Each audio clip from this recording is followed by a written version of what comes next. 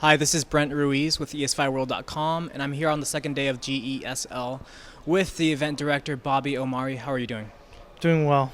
Can you tell us a little bit about what happened on the first day with the problems? Um, it was just an uphill battle, but we went through it.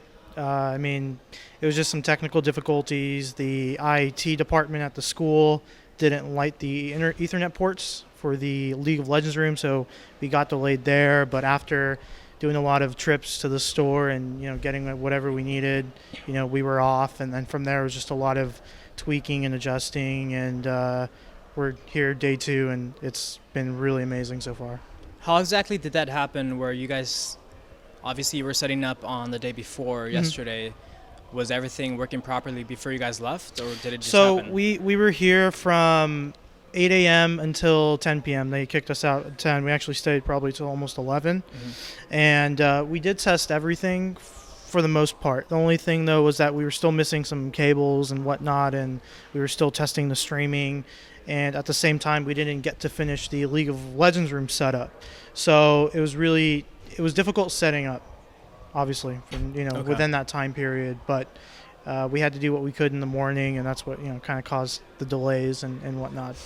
And which organizations are you working with specifically to run the tournament, the production? Sure, I'm working with SoCal Esports, Cybersports Network, Gigabyte, obviously, and just, I guess, a lot of people from Barcraft and different things going on around SoCal. And how did you guys establish your relationships with these organizations to put this event together? Well, basically, I go to the Barcrafts, so I know Caleb Finn.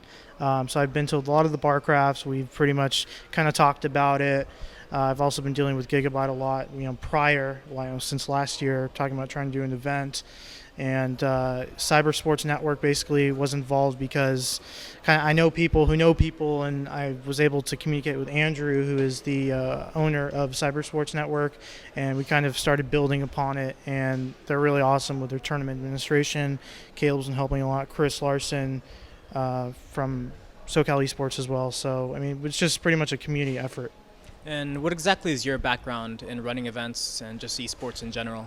I've been doing events since I was in high school. Started super small, just trying to fundraise some money for our computer club that I started, and then from there kind of took off that I wanted to do a Counter-Strike tournament. At the time, I was really much into Counter-Strike Source, so I did a lot of Counter-Strike Source tournaments built off of that. Obviously, CSS has kind of went down, with spectator numbers and whatever. So you got to move on with the crowd, and that's why we kind of went to StarCraft 2 and League of Legends. But just went from there to Odyssey Gaming, Cyber Cafe in Chino. Went from there, built some more connections, and here I am doing this GSL event. So a big talking point for the weekend is the fact that DreamHack Summer is going on at the same time, and that's obviously affected the numbers, the viewership audience.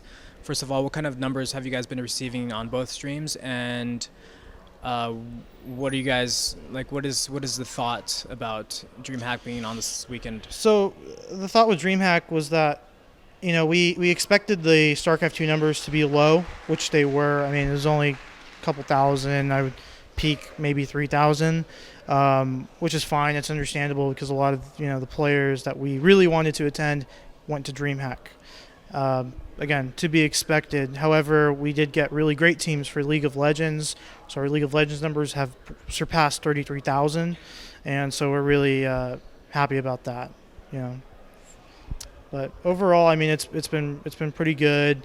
DreamHack kind of did a little thinking. I guess it's kind of messed it up a little bit for StarCraft 2, but players still love the event, and a lot of people spectated in the event. So it's been good overall. And can you clarify which organization established their dates first for the event? Did DreamHack announce their date after GESL, or was it the other way around? Well, to be honest, when we scheduled the date, I didn't even have DreamHack in mind at all. It wasn't something we basically said we wanted to do our event right after MLG Anaheim to make it convenient for the players so that they would just stay the week after. There was also Computex in Taiwan, which is why we couldn't do the week before MLG Anaheim. And I guess after we scheduled a date to be after MLG, we found out, okay, well, DreamHack is going to be happening on this date, and we had to roll with it. We didn't want to change anything. We didn't want to cancel the event, push it back. We just kept it.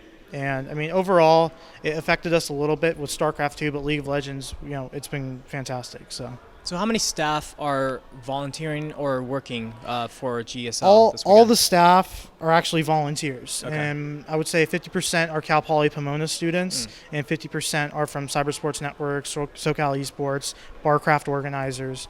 So, that's kind of give you a good number. And I think there's a pretty large segment of students here at this school, Yes. especially that are really into StarCraft 2. And Right. Can you Right. talk a little bit about that? Sure. The Cal Poly Pomona group, it's ran by Trevor Jones. He's the StarCraft 2 team. Basically, he runs the whole team for Cal Poly Pomona.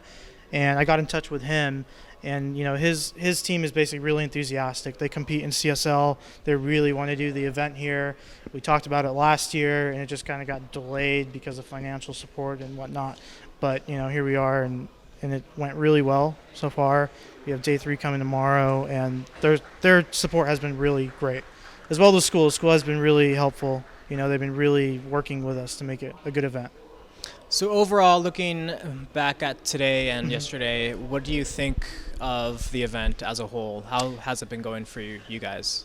I would like to say Friday, the first day, was day 0. I don't count it as day 1 because, we were still trying to fix the problems that occurred. To be honest, we did need another day to set up, but we just couldn't get the venue, and, it is what it is. But overall, after today, I think we did an amazing job with what we had and the amount of resources we had to do it. Has there been any talk yet internally about doing a sequel to this event? Very little. It's not because we don't want to. It's just that we're kind of taking a step at a time. We don't want to overdo things and just go too fast. We want to make sure that this one is good. And after this whole event is over, we want to go back and say, okay, well, what went wrong and how can we make it better, And that's pretty much it. I'm not sure if we're going to do another one. It just honestly depends on how the sponsors, like the event and how Gigabyte like the event.